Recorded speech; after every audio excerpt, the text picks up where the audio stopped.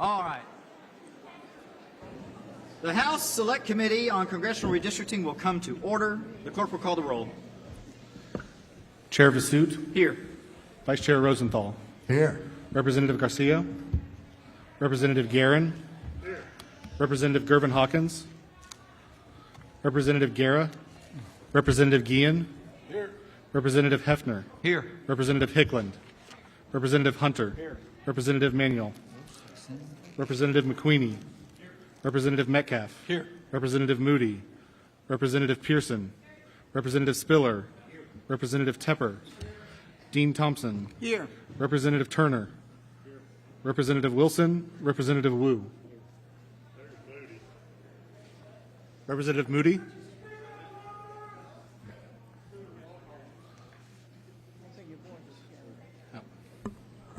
Okay. Quorum present? Yes. Quorum is present. The chair will recognize on the dais with us as well, and forgive me, members, I'll make sure I get everybody. Representative Collier, Representative, Garcia Hernandez? Garcia Hernandez. Representative Plaza, Representative Rose. Raise your hand, all right. Representative Garcia, Representative Meza, and, oh my God. Representative Bojani. All right. Did I miss anybody that's up here on the dais? And in the audience, we have Representative Bowers. So, okay. I've been told I need to eat the microphone, so let me adjust that briefly, momentarily. Before we begin here, and I go through the opening remarks, the chair is, of course, pleased to welcome our guests attending today's hearing. I want to remind the audience that the House rules prohibit signs, placards, and verbal expressions of support or disapproval during the hearing. So if you have a sign, if you would lower it down, I'm not going to ask you to remove it from the room, but please do not raise it under the House rules. So if you'll please lower your signs. Oh, yeah. Okay. Now, the audience will come to order. I do want to reiterate this. This committee is going to be governed by the House rules and must be governed by the House rules. We don't have power to suspend them. So everyone in here is a guest in that sense. I do not want to ask anyone to leave. So please lower your signs. The chair, thank you. Please lower your signs, sir. We follow the rules. We're going to follow the rules. All right. Come to order. Come to order. All right. Come to order. All right. Sir, if you don't remove the sign, I'm going to have to ask you to leave. I do not want to do that. But we have the rules are going to be followed as far as I am concerned at all times. All right. Now, I want us to get through these opening remarks swiftly so that we can get to your testimony here today. That's why we're here. I understand that there may be some outside, and so if you're outside, I want to remind you that you can watch today's hearing online at capitol.texas.gov. There's an audio and video stream online, and if you'll be watching that and we call your name, we'll give you time to make sure you can make your way into the room. When we have people come up here in a little while, when you're done testifying, if you would be so kind as to leave the room so that somebody outside can come and have that seat. We want to make sure that we're giving everybody the opportunity to come in here that wants to be here. So the purpose of today's hearing, of course, is to have a public hearing on proposed revisions of congressional redistricting. Before we take that up or discuss a plan amongst ourselves, we want to hear from the public about what revisions should occur, if any. That's the purpose of today's hearing. As set out in the notice, we will take public testimony regarding a revised congressional redistricting plan pursuant to the Governor's July 9, 2025 proclamation calling a special session of the 89th Legislature. This hearing will focus on those counties of the state lying wholly or partly within congressional districts 1, 3, 4, 5, 6, 12, 13, 19, 24, 25, 26, 30, 32, and 33 for the 119th Congress. But the committee will hear testimony about any region of the state. So if you're here and you want to testify about any region of the state, you're more than welcome to. Today's hearing will feature in-person public testimony. For everyone in the audience, thank you for being here today. In order to testify, you must register. There's a registration table right outside those doors at the back, and fill out one of those green forms and sign it and turn it in. We'd be happy to have you.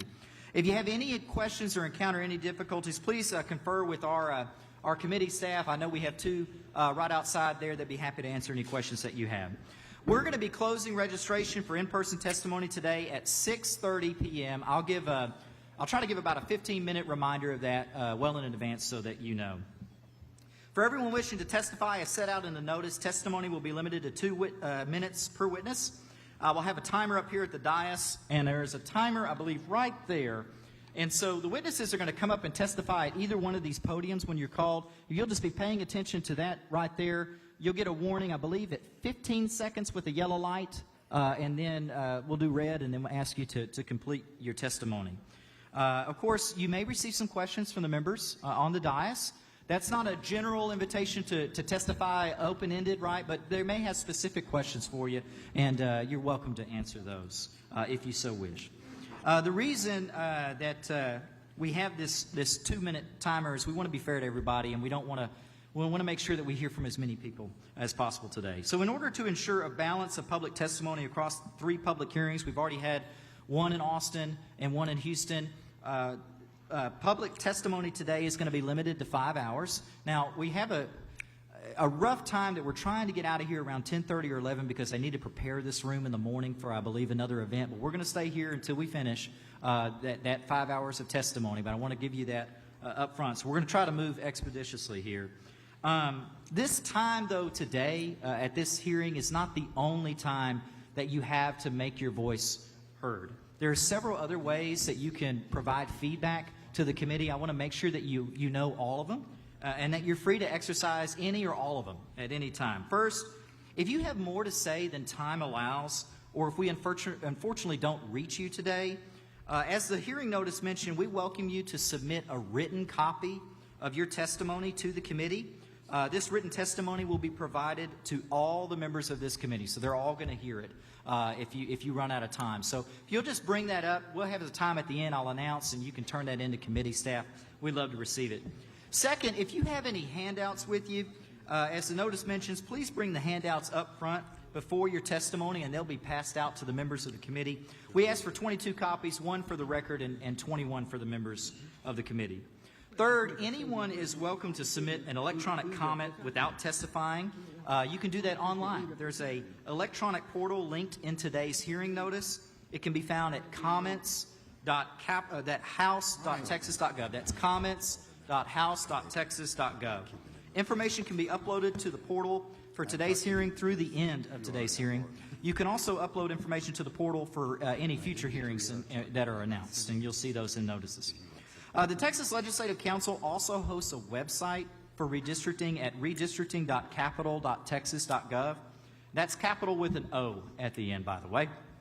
On that website, you can find information about submitting proposed maps for consideration. If you click, I believe, 2020s in the top and go down to public participation, there will be some information there. If you have a map that you want us to consider, be happy to look at that, and you can upload that there. Finally, every member of the public is always welcome to email, contact, or call any member of the legislature at any time, and we welcome you to do so. In fact, not only, I don't have this in these notes here, but there is another committee in the Senate taking up this issue, and they're having virtual testimony. You can register, I believe, for an upcoming hearing they're going to have tomorrow, up to 12 hours before that hearing. So at the Senate website, you can find details there. So a lot of opportunities to get your feedback here. Finally, let's talk about logistics. Normally I would, and I think I will call up people in groups of 4, but the way we're going to do this is if the first come, first serve, we'll take these 2 podiums, and the next 2 that I call will be right behind them.